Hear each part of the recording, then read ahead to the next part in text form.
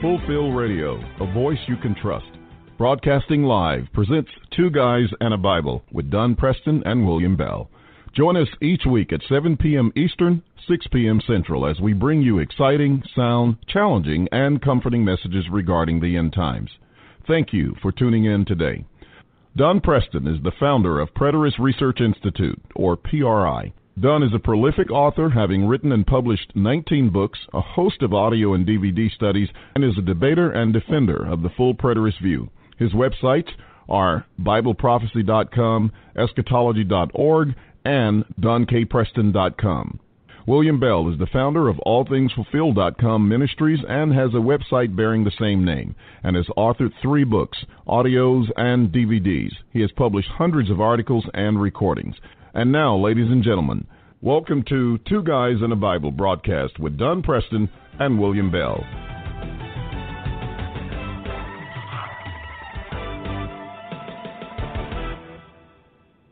Good evening, ladies and gentlemen. Welcome to Two Guys in the Bible right here on Fulfill Radio, a voice you can trust. I am William Bell, and with me is Dr. Don Preston. How are you doing today? I'm here. I'm present and accounted for. Or well, good. Some would say there's no accounting for me, but that's another issue. All right. Well, it's good to be back with you. And sorry we got a little mix-up on last week, but everything is good today. And I hope you're doing well. Of course, we were having a little conversation beforehand, so I know you've got a little challenge there going on. But nevertheless, I'll be praying that everything's okay. Weather Appreciate here that. has been a little bit overcast and wet for the last couple of days, but seems like it might be drying out. We may get some sunshine on tomorrow, but then I heard from my contractor today, and he said it's going to be raining all day tomorrow, so I don't know how it's going to turn out. At any rate, how's things out in the way of Ardmore, Oklahoma? Yesterday and today both have been, they've just been the kind of day, temperature-wise, it hasn't been cold, but it's just been a kind of temperature, and it may be with the other stuff that's kind of going on with me. It just cuts through you. It just chills you to the bone. I've actually felt like I had fever a couple of different times because I was chilling. And it's not like it was 20 degrees or nothing, But anyway, it's just dull, dreary, no sunshine. And, boy, that kind of weather gets to me really badly. If you'll remember, William, up in Ohio where we used to speak every year, they'll go 30, 45 days without seeing the sun at all. And people just walking around, with their heads down and drooping. And you let the sun peek through for just a little while, and they're almost dancing in the streets. Boy, I don't think I could take that. I've got to have some sunshine. That's all there is to it. We haven't had sunshine. Let's see, this is Tuesday. We haven't had sunshine since Saturday afternoon, I guess. And so just in that short period of time, it's just it's kind of depressing. But it is what it is. Yeah, and it's really, really great to have sunshine, and because it brightens your day, warms you up a little bit, and especially during the the winter months, and then just kind of keeps your mind and your attitude in a positive manner. The weather doesn't get me down too much. I don't know why I don't allow it to bother me as much, unless it's just ongoing. But a couple of days or whatever, doesn't bother me, and so I'm grateful for that. I'll tell you what, you don't have a problem with the sun in Africa, man.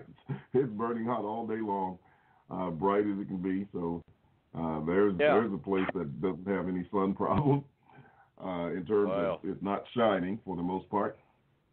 Yep, that's right. That is right. Okay. Well, I'm just sitting here trying to think about, some of the things that have been going on.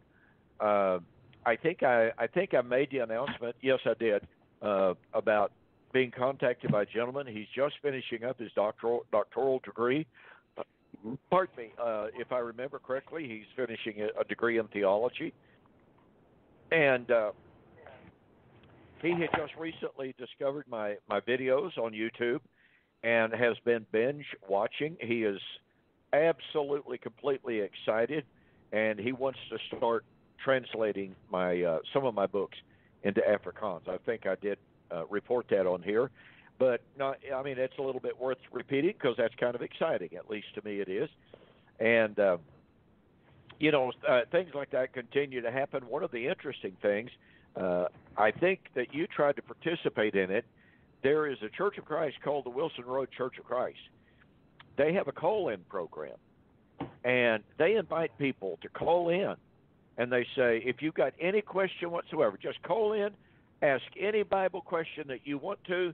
We will be more than happy to answer your questions. Well, they started doing a series on covenant eschatology, full preterism, and yesterday, it's my understanding, that an entire group of preterist ministers, and I never knew if you were trying to participate in that or not. William, were you? I was. Was that yesterday or Sunday? Oh, yes, I'm sorry. It was Sunday. Yes. But anyway, I got to read some of the feeds. I was actually out of pocket. I didn't even get a chance to try to call in. But I was visiting with Holger Neubauer about it. And about all of the men that tried to call in, were you ever able to call in? I was not able to get in, and I was like just just like, what do you call it, just punch dialing. Every time my phone would hang up, I'd redial. Wow. Well, it's absolutely remarkable, but Holger evidently got on, and it was just one machine gun question after another to him. They were not, and they would not even allow him. They wouldn't even allow him to ask a question. When he tried to ask a question, they just told him, "This is our program. It's not yours. You're not allowed to ask questions." Now, mind you, folks, this is a program that says if you have any Bible question, feel free to call and ask your question. We're not afraid of questions. But when Holger knew about questions, they told him he had no right to ask questions on their program. And several men have tried posting comments on their website, and their posts are deleted almost immediately. So that tells you an awful lot about what's going on with this Wilson Road Church of Christ. They tout themselves as the teachers and defenders of truth, and yet they will not even take phone calls, and they will not allow questions if a preterist does get in. And so it's actually pretty dishonorable type of conduct. You know, it would be one thing if the preterist men were calling and being vile and ugly and disrespectful and not showing Christian decorum. But to simply refuse to allow them to ask questions and then to just machine gun one question after another, never even allowing Holger to answer one question before they have already asked 3 or 4 more questions. Well, that's pretty dishonorable type of conduct. It's and so it's very, very revealing. Now, to shift gears just a little bit. Well, before you mentioned, shift gears. Yeah, go ahead. Before you shift gears, about a year or more ago, I called them and challenged them to a debate on their radio broadcast. And initially, they contacted me back. But then when they found out who I was, they basically took the position, well, you've been disfellowshipped, so we're not going to talk to you. As a matter of fact, they didn't even attempt to call me back. So that's their stance from that perspective. That was over a year ago. So I wasn't even aware at the time when everybody was asking about that particular congregation. I didn't know what their name was. But as soon as I heard the broadcast, I knew, because I think one of the guys' name is Henry, if I remember correctly. But they didn't want any part of it, so there you go. Well, I'm not at all surprised. That side of the aisle, to use that terminology, they really, really like to brag and to boast about their debate prowess. And you know very good and well, William, you and I have talked about this on many, many occasions. If we were of a faith-only group, the Baptists, Presbyterians or whatever, and we were challenging them to debate faith only, they would be fighting each other for the opportunity to debate us. And if we were dispensationalists, and we called in and said we wanted to debate them on dispensationalism, once again, they'd be fighting each other to determine who would debate us. But all of a sudden, when it comes to covenant eschatology, they told one of the men, I've forgotten who it was, but they told him that they weren't going to debate us because they didn't want to give us a forum. Now, that will sound familiar to you when we went to Freed Hardeman some years ago, and Gary Workman, who has challenged one denominational minister after another to debate, and they've told him, we don't want to give you a forum, and boy, he has blasted them. I mean, just blasted them. They're cowards, they're ungodly, they know they can't stand up and debate, but he made that identical excuse for not debating me. And now these brethren are doing the exact same thing. They told, I don't remember exactly whether it was Steve Basden or Roy Runyon or who it was, but they told them they're not going to give us a forum, and yet the one who said that has complained on air, or has actually had a debate with the Hebrew Israelite people. So here they would have a debate with the Hebrew Israelite people, giving them a forum, but they will not debate preterists because they don't want to give us a forum. Now, if you want to see the utter hypocrisy of something, then right there it is on full, open, glaring display.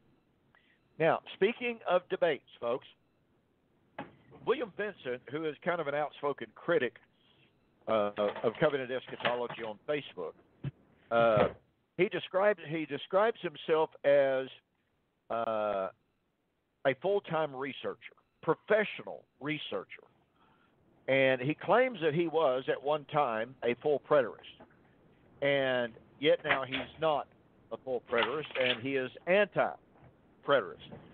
Well, several days ago, Mr. Vincent posted a challenge on a Facebook page that said, Matthew 16:27 is not the second coming, and if Don Preston would like to have a debate on this issue, let's do it. Well, I responded immediately upon seeing the challenge and said, I'm your man, let's do it, let's get it set up. And so, William, I didn't get a chance to talk to you about this yet, but on March the 10th, which will be 3 weeks or so away, however that long, no, it's a full month, isn't it? Yeah. Anyway, on March the 10th, here on Fulfilled Radio, Two Guys in a Bible, we're going to have a formal 2-hour debate. William Bell will be the moderator. I volunteered you, William. And that date's not going to work for me, Don. That date's not going to work. Uh-oh. Okay. Oh, my goodness. Is that when you're in Ghana again? Yes. Okay. Until well, he 16th.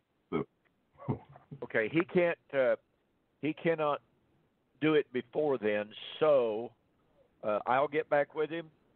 Why don't you send me a text or an email with the date that when you'll be back and able to do that? All right. And I'll get with him, and we will reschedule that. But anyway, just so everyone knows, William Vincent and I have an agreement to debate the issue of whether or not Matthew 16:27, 28 is predictive of the second coming of Christ. And then there are two other developments that have just taken place over the last several days. I was contacted by a fellow who asked me if I would be willing to debate a historicist. Now, of course, historicism and amillennialism are first cousins. They're just almost identical. William and I were both raised as amillennialists in the Churches of Christ, and in some forms of the Church of Christ amillennialism, there's no distinction between historicism. And anyway, I responded to this fellow who contacted me via email, and I said, well, if you have a historist that is reputable, that is representative, and that is respectful, I said I would certainly consider having a debate with him. And within just a matter of hours, he wrote back and told me that he had a man by the name of Robert Carangola. Well, I'd actually heard the name.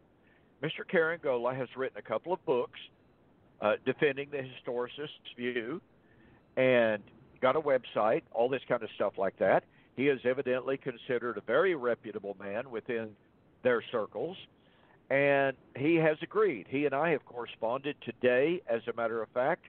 We are it's going to take us a little bit of time to work out the details, but at this particular moment, things can change. But at this particular moment, it looks like we may be able to work out to have a formal public debate in Tulsa, Oklahoma. And then immediately, well, a couple of days after Gary DeMar debated Kent Hovind, I had a gentleman contact me and said, would you be willing to debate Mr. Hovind? And I said, well, from everything I know of him, I mean, he has earned his Ph.D. He has been incarcerated in the past, convicted of perjury, but he has nonetheless evidently turned his life around, and he is a very, very strong advocate of the pre-tribulation wrath concept of dispensationalism. And I said, yeah, I'd be willing to debate him. So this guy contacted Mr. Hovind and asked him if he would be willing to debate me, and Mr. Hovind said, yes, I think that's a great idea. And so it's on my docket, on my agenda, pardon me, to try to contact Mr. Hovind tomorrow. Again, I've already contacted Mr. Carangola. I'm going to have to find a way to keep these debates straight, William, if they all come through. But, I mean, that's kind of exciting that you have two notable and reputable men from the futurist camp who are seemingly, at least, willing to step forward and to defend their views against covenant eschatology. And that gives us the opportunity to get our message in front of audiences. And I think you know as well as I do that the only reason that this is happening is because covenant eschatology is spreading everywhere. They're becoming increasingly more and more aware of the growth of covenant eschatology, and they really feel like they have to do something about it. So I just find it very interesting that within literally within a matter of days of each other, I had two different men from the futurist camp, two different perspectives of the futurist camp, agree to have a public debate with me. That's pretty good. That's great. And you're right. It is because the concepts are spreading, and they're not just spreading here, but they're spreading around the world. And that's exciting. It shows that, all the people who claim that it's just dying out, they're in a fantasy land. And, in time, this will be catching on like wildfire because it's a very exciting message. It's a very positive message. And it's one that really helps people to understand the Bible in ways that they never would. And, I heard from a guy who had called about a month well, actually, he called about a week ago, and but we had spoken about a year ago, and he's a member of the Church of Christ. But he said, man, this thing is turning me upside down. He says, there's just no possible way that, what these brethren are saying can be true. And I'm just finding more and more. And so he wanted to know if I could, if I could study with him occasionally and that he could call me, et cetera. I told him, feel free to do so. And so that's good. And I'm also excited about a young man that I hope to meet in a couple of weeks or so when I go back to Ghana, who is, I mentioned him a little bit. He's a young guy, but he's getting ready to go to university, and he's been kicked out of his church and almost out of his family for his views on covenant eschatology. He, had been studying about 3 months, and is very, very insightful and with it. And he, along with Solomon Baidu, have been working together and talking to some other gentlemen over there. And so we're supposed to get together when I go over there again and sit down and study with a few other preachers. And some of them are Assembly of God, et cetera, and I've spoken with them. So we're looking forward to some good things with them. They're very aggressive, or I should say assertive, in what they're doing, and they're really confronting some people over there. So that's really exciting. Yeah, that is exciting. It certainly is. Well, I've been hearing from more and more people, you're sometimes reluctant to respond to an awful lot of correspondence from overseas. I am particularly reticent to engage in a lot of correspondence with people from Nigeria, for instance. I mean, I apologize for that, but I've been bitten more than once. Had more than one bad experience, but I've been contacted over the last couple of months by a gentleman. He has sent me pictures of the group that he is with. He claims that he has been watching my YouTube videos. He is aware of you very much and aware of our mutual ministries. And he, now, like most people, unfortunately, from Africa, India, what have you, he's been asking for Bibles. He has not asked for money.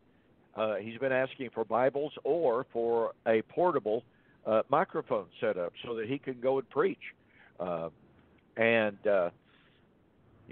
It's difficult to know whether or not to support individuals like that.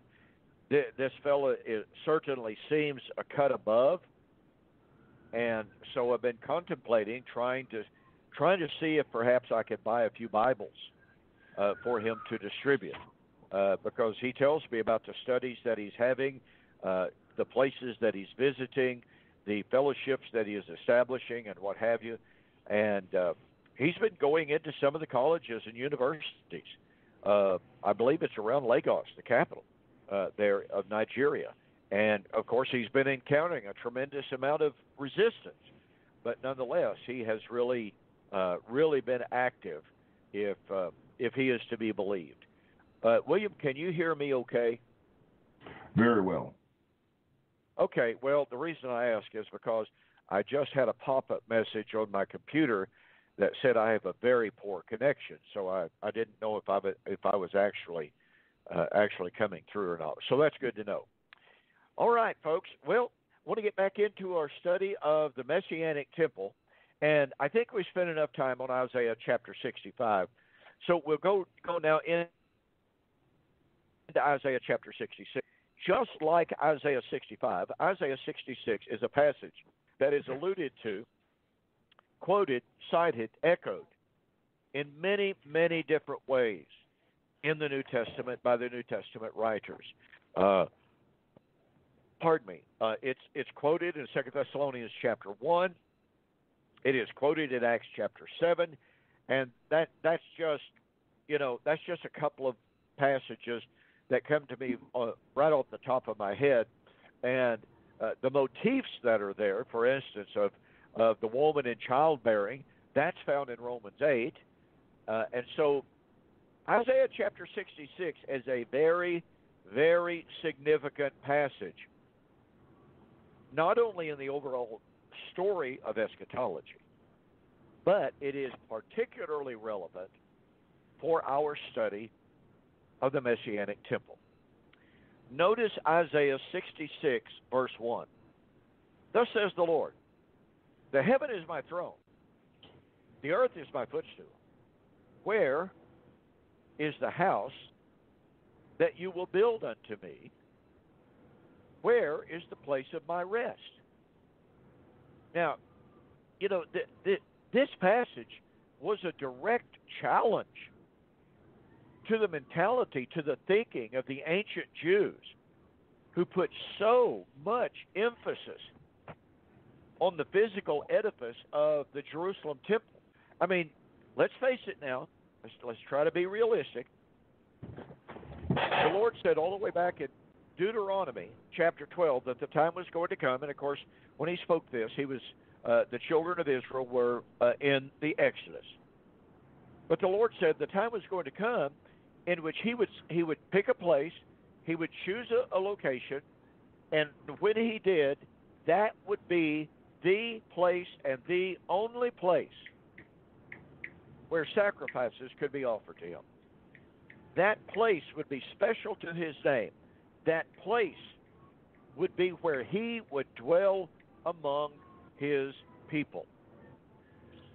And so the Jews down through history, when Solomon built his magnificent temple, the Jews placed all of their hopes on that Jerusalem temple as being the focus of God's presence, the very sign and very symbol of God's covenant with Israel and dwelling among them.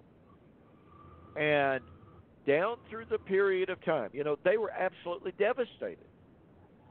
I mean, beyond imagination, when Solomon's temple was destroyed in 586 BC, when you read some of the rabbinic comments about that destruction and the trauma that it induced in the nation of Israel, it's really honestly difficult for us today, living in America, living in a society in which temples really don't play a part for us. They are not the center of our world. They're certainly not the focus of our worship in the great majority of what we call Christianity today. I mean, you know, yeah, we've got some exceptions to that. You have the Mormons with their temple in Salt Lake City, which is an incredible edifice. I've been there. I've seen it. It's gorgeous. I absolutely hate what it stands for and what it represents. And yet, even with that beautiful temple, insofar as the physical edifice is concerned, by and large, as Americans, as Westerners, this is true in South America. This is true in many, many places around the world. We're no longer, to coin a term, temple-centric. We just cannot imagine the trauma that the destruction of the temple in 586 BC caused in the Jewish psyche. And so, when we come to passages like Isaiah 66, and here the Lord is speaking to the people, and he's telling them, the physical temple, he's basically challenging them. He's saying to them, prove to me that a physical temple is all that important. He said, heaven is my throne, earth is my footstool. So where's the house that you're going to build for me? Where's the house that you're going to make that will even compare with my real temple, my throne? And so, all the way back in the days of Isaiah, God was trying to challenge the Jewish mentality to make them realize that physical temples were not the focus of his worship and service. Pardon me. Now, it's interesting to me, William. Back when the Israelites, before they ever conquered Jerusalem, they had the Ark of the Covenant, but the Ark of the Covenant kind of moved here and it moved there. It went to Kirjath Jearim, and it stayed there. And evidently, according to the record, anybody at all could go there and worship. It's an absolutely fascinating account. And it makes you think, it makes you wonder if God wasn't doing that on purpose to try to prevent the Israelites from saying, oh, the temple, God can only be dwelling in one particular place. Well, he dwelt here and he dwelt there. He moved the ark. They moved the Ark of the Covenant over here. They moved it over there, and God was still with them. And in addition to that, in Ezekiel chapter 10, just immediately prior to the destruction of Jerusalem in 586 BC, in Ezekiel chapter 10, we are told that Ezekiel witnessed the Shekinah glory cloud departing from the temple, going over to the Mount of Olives, sitting there for a brief time, and then ascending to heaven. All of which is really highly, highly suggestive, by the way. But nonetheless, the Lord said to Israel at that time that although the Shekinah glory cloud had departed, although he was no longer in the temple, and even though they were going to be scattered among the nations, and over and over again, in the book of Ezekiel particularly, you find that term, among the nations, among all the nations.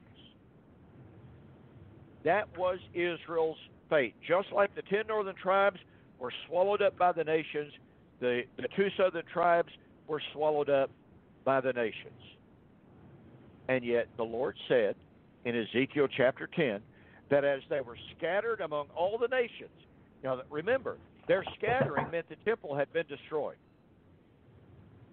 So they no longer have the temple that they can adore.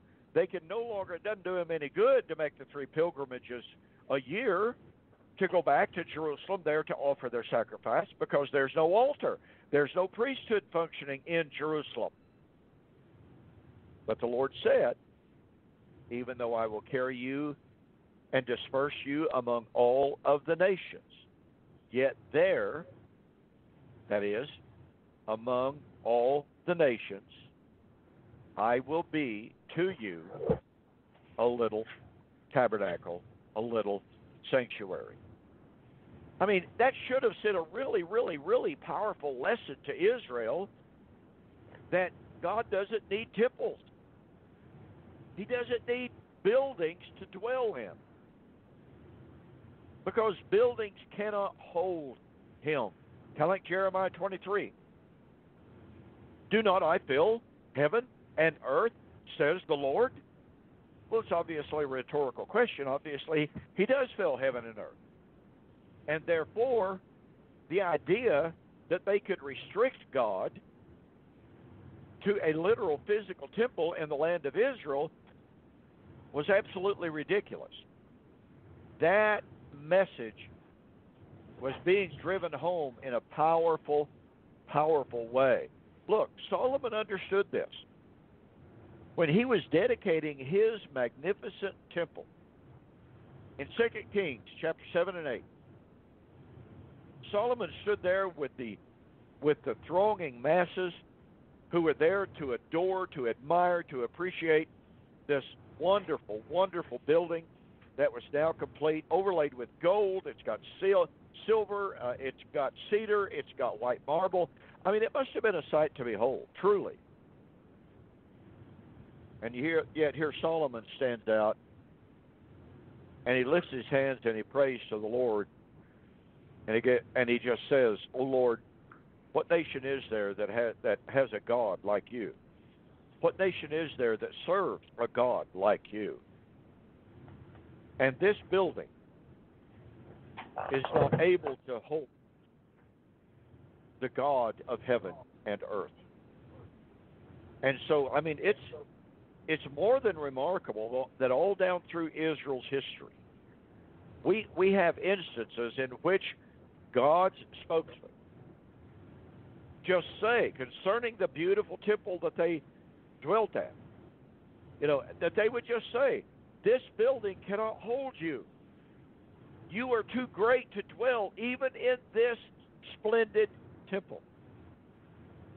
And yet, we come to the New Testament, to the first century period of time, and we see over and over and over again of how the Jews had basically idolized the temple. I mean, they were at the point of when they would offer a vow, they would offer a vow to the temple itself, or they would offer a vow based upon the altar, based upon the priesthood. And Jesus chided them for that, for swearing oaths. I swear by the altar, I swear by the temple, I swear by the foundation of the temple. Because that to them, in their mind, was the greatest thing that they had. Now, keep in mind, the Jews were taught in Ecclesiastes chapter 5, 1-5, not to be going about offering oaths. But if they made an oath, they had to keep it. But they were supposed to be extremely circumspect in regard to making an oath, to swearing by this or by that or the other.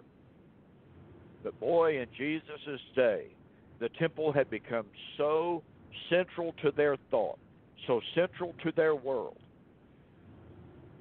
that they had now begun swearing oaths to or by the altar, the foundation, the temple itself, the priesthood, the sacrifices, or whatever it might be, and Jesus castigated them for that. And we can't forget, on 2 different occasions, Jesus went into the temple, and there he ran out the money changers. And he said, this house is to be a house of prayer for all of the nations. You have turned this house into a den of thieves, of robbers and thieves. And so, when we look at Isaiah 66, and especially when we look at the modern day dispensational view and emphasis on the physical temple, William, has it ever struck you in your thinking, cogitations, and meditations, has it ever struck you that the modern-day dispensationalists are ever been as guilty of idolizing the concept of a Jerusalem temple as the ancient Jews did? Well, obviously so. I mean, they write books on it. They dedicate hours and hours of time talking about it. They arrange trips and everything to continue to reinforce that concept into the minds of people. So, yeah, they are definitely wedded to the idea of the concept to the point that it receives a high priority of their focus and their time in terms of, the position that they place the temple in their in their theology and in their teaching. Right. I just wonder, I have wondered about this before. I've wondered how many dispensational books have actually been written on the idea that the temple has to be rebuilt. I mean, goodness gracious, there have been tons of books written by dispensational writers claiming that we're on the verge. Look, I remember when I was in high school. Never will forget this. It struck me, I must confess, it struck me as ludicrous. I literally laughed at it. I know people take it seriously. I'm not trying to laugh at the people who are very sincere about it. But I remember as a teenager, in 67, 68, it seems to me, that when I heard the news, I literally laughed, and I said, how could anybody be so foolish?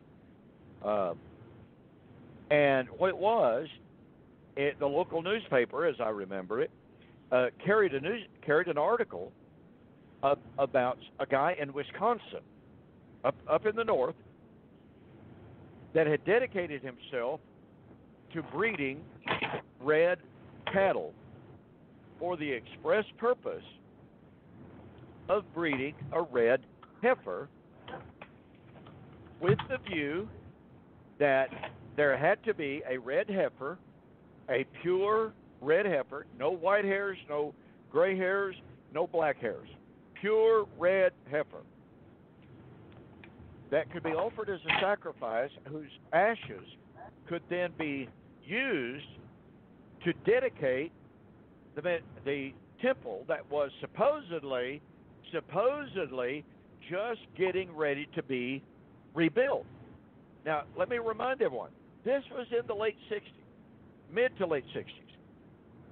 And this article and the news that I was hearing and reading at the time was talking about there was supposedly, and I use that word supposedly. I mean, I remember the story. I don't remember the minute details, but I do remember the broad outline of the details, or the broad outline of the story. There was supposedly a humongous freight train up in Wisconsin that was already loaded down with building materials that was going to be taken to one of the West Coast, whichever one that would be. I guess that would be the West Coast. And it was going to be shipped to Israel for the building of the Jerusalem temple. Okay, that was in the 60s. Now here we are in the 2020. So that's been a long time ago. Now, I don't know if the boat sank. I do know this, folks. I do know that some red heifers have made the news several different times. The stories of red heifers being bred and headlines heralding, we have a red heifer. The end is near. And I have some articles, by the way, on my website, donkpreston.com. I have some articles that I wrote at the different times based upon the news releases that were given at different times, sometimes 5 years apart, 10, whatever, and the stories and the claims that were being made about about a red heifer being bred. And invariably, every single red heifer that has been touted, and oh, by the way, there are now at least 2 or 3 farms, as if I've heard correctly, there are now 2 or 3 farms dedicated to breeding red heifers, to cattle to produce a qualified red heifer. So all of this shows you the absolute, I guess paranoia is not the right word, but the phantasmagoric interest. Yeah, fanaticism. That's a great word. That surrounds this entire doctrine of, and in literal truth, it's not even the Messianic temple. Because let me remind our listeners, okay, this is critically important to remember. In the dispensational paradigm, you have the rapture. The church is removed from the earth. God begins to deal once again with Israel only. Well, the interesting thing about this is, even though God is supposedly dealing with Israel, it's the man of sin that steps forward. What irony this is, that steps forward and makes a covenant of peace between Israel and the nations that allows Israel to rebuild the Jerusalem temple. So pay very close attention to this, folks.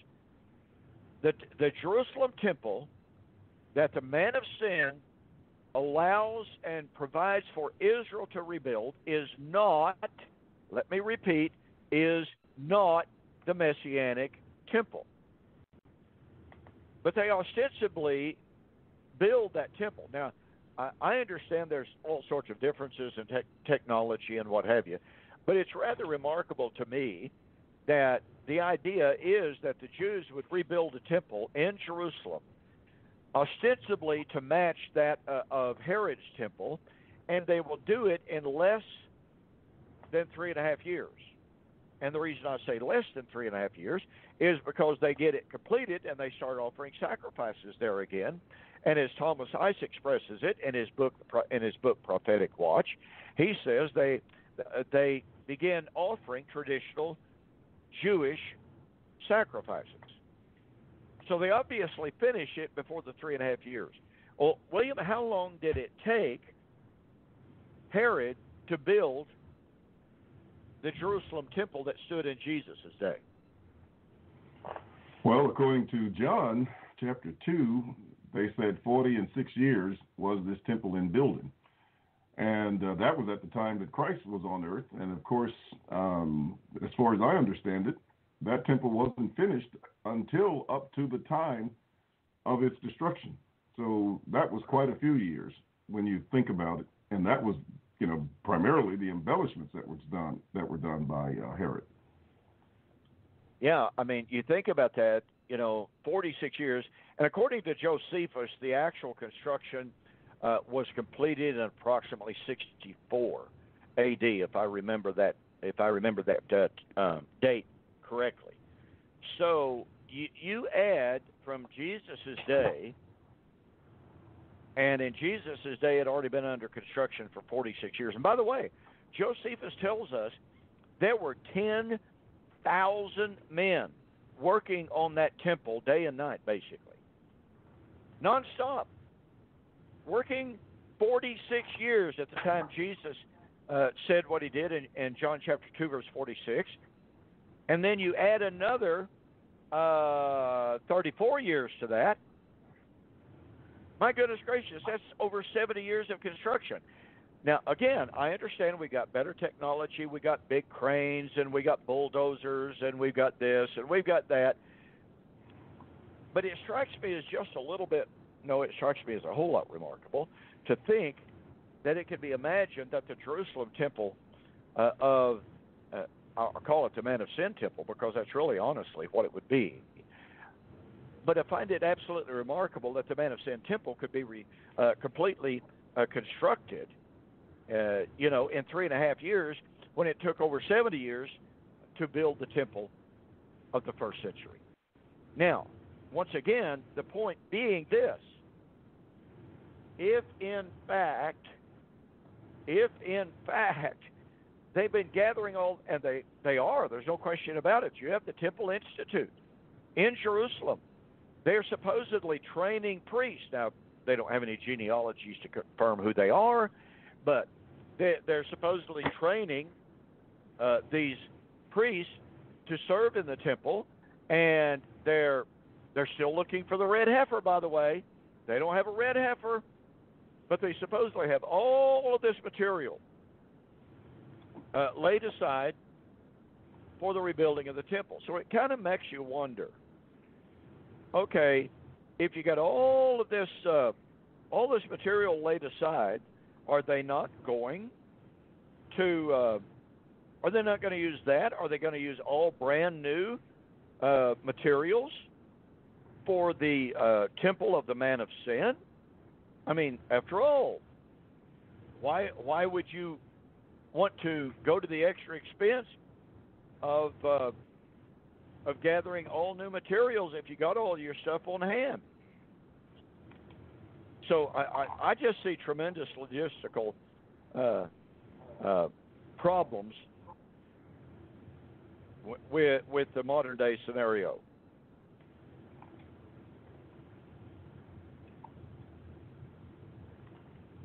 Well, no doubt about it. All right. Yeah. So absolutely. Yeah, I'm sorry. I was trying to send my wife a text. For some reason, my television decided to come on, and I can hear it in the background. I don't know if anyone else can hear it, but I can certainly hear it where I'm at. And so while I was trying to talk there at the very last, I was trying to text my wife to come turn the TV off because it just popped on and the sound was coming through for me. Sorry about that, folks. we've got these really, really super duper fancy radio studios to do this, right? William's in his office. I am sitting at the table in the dining room, and but we have all these distractions from time to time. But that's the way it is. But that's also the wonder of the internet. We don't have to have some kind of phantasmagoric, type of studio in order to be able to have access to the world. Okay, William, do you want to offer any other comments there on Isaiah 66:1? And because we haven't yet gone to the New Testament on this, so maybe you could offer us some insight on how Stephen, standing in the temple in Acts chapter 6 and 7, delivered one of the greatest sermons that has ever been given. And he quotes this text verbatim. Oh, yes. Very powerful sermon indeed in Acts chapter 7. As a matter of fact, so powerful that it became his last one. Yeah. I guess we have yet to preach our most powerful one at this point. But it certainly was. And that text just, it just rings out in that particular message that Stephen gave. And it's a passage that I, often quote, and I think it's so appropriate when you're talking to people about the temple and to help them to see it, and the correlations between the temple and the kingdom, the resurrection, etc., is quite a major point to make, and to hear him say, the Most High does not dwell in temples made with men's hands. And what's impressive to me about that text is the first time the concept of not made with hands is mentioned, at least, I won't say the first time, but I think one of the first, if it's not the first, is Daniel 2. And it's directly speaking of the kingdom. And, people don't have a problem for the most part, unless they are dispensational, for understanding that the kingdom is spiritual. At least the people from our background circles, the amillennial background and, Church of Christ background, they get that. They understand the kingdom is not made with hands, that it's not of this world, etc. But they don't seem to get the fact that the kingdom and the temple are the same, and that is also the house not made with hands in the book of Corinthians, and 2 Corinthians particularly, but it's 1 Corinthians as well. And to get that concept and that idea all wrapped into one, and seeing the importance and the power of what Stephen was saying to them, would just be revolutionary in terms of their understanding. And so I think it's just a powerful text. He, as you say, he cites Isaiah 66 verbatim and talks about that. And it is after he says that he, it seems like the whole tone and tenor of the audience changed. I'm sure you've had the experience of teaching a lesson, and the lesson had so much, you might say, power and challenge to it, that there's a point in time in the lesson where you notice a total different reaction on the part of the audience. They're going along with you up to a point, and then you say one thing or make one particular argument or concept, and then all of a sudden it's a total different ball game. It's like, you're wondering, is there a very convenient exit for you to get out of the building when you're done? But that's kind of what happened after he makes this statement. The whole tone and of the audience changes, and then his message begins to change, because he then starts to leave off that message and address them particularly in terms of what he saw on their faces and in their attitudes and demeanor, in terms of how they were receiving the message, and which was not very pleasant at all. So, and it's not well received even today when we start to talk about the house not made with hands and correlating that with the temple and People just don't seem to get it, and they reject it, and some of them vehemently reject it. I think it's interesting, and the points you make there are so very, very valid. So many people understand that terminology of not made with hands. I mean, when you look at Hebrews chapter 8, in which the writer says this is the summary of everything that we have said. We have a high priest who has entered into the heavens and serves there in the true tabernacle, the one pitched by God and not man. And everyone understands that's the spiritual temple. Everybody understands that's not a literal temple of any kind, and yet he calls it the true temple. And yet it's absolutely amazing to me that our dispensational friends will say, well, that's true for now, but in the future we're going to have a literal temple.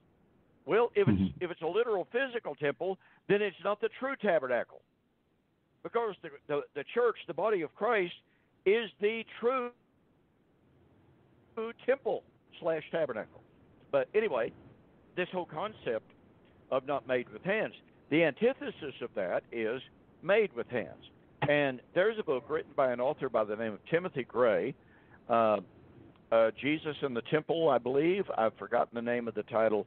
If anyone wishes the name of that book, specifically the title of it, contact me and I'll be glad to get it for you.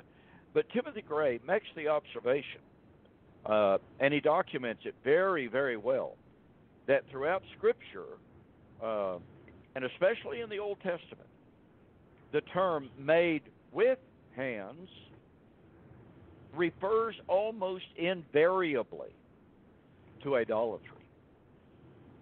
And so the antithesis of that, when the New Testament writers are talking about the temple of God not made with hands, when he's talking about the circumcision of the heart not made with hands, when he's talking about the true tabernacle not made with hands, and I believe, what is it, William, something like 7 times that term not made with hands appears in the New Testament.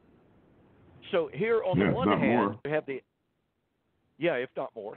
But anyway, in the Old Testament, you have this terminology of made with hands, almost invariably referring to idolatry. And then in the New Testament, you have the absolute antithesis of that, which sprang from Daniel chapter 2, predicting that the time was going to come in which there was a small stone cut out of the mountain. But it was a stone not made with hands. And it's a kingdom not made with hands.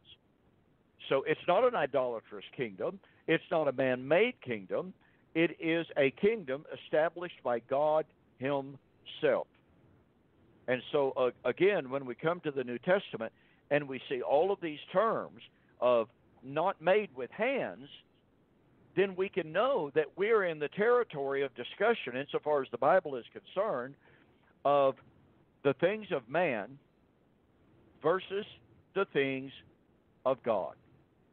We are talking about the things of man, alienated from God, often in rebellion against God. We are talking about man, if I can use the terminology, in the flesh, versus man walking in harmony as the pneumatikos man, the spiritual man of 1 Corinthians chapter 15. And so these are all very, very powerful concepts to be considered in light of Isaiah chapter 66 and Stephen's statement there in Acts 7:48. The Most High does not dwell in temples made with hands. Everything that they believed, everything that they stood for. Now let's remember, all throughout the Old Testament, when the Lord said, I'm going to put my name here, that's where I'll dwell with you. I will dwell in your midst. I'll be your God, and you shall be my people.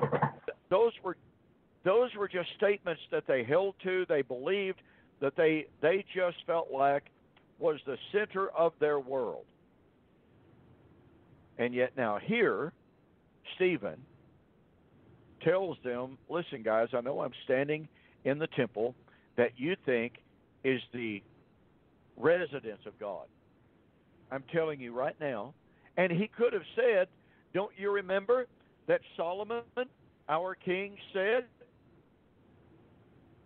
where the heaven of heavens cannot control you, the earth and all that is in them cannot hold you, how then can I build a building and a house to contain you? Very, very powerful stuff. And it looks like we're out of time, folks. I want to thank you for joining us here on Two Guys and a Bible on Fulfilled Radio, a voice you can trust. William, always great to be with you. And with that, I'm going to say good night. God bless. Thank you for joining the Two Guys and a Bible radio broadcast. On behalf of Dunn Preston and myself, we'd like to say have a very pleasant day and may God bless. Until next time, we'll see you on Fulfill Radio, a voice you can trust.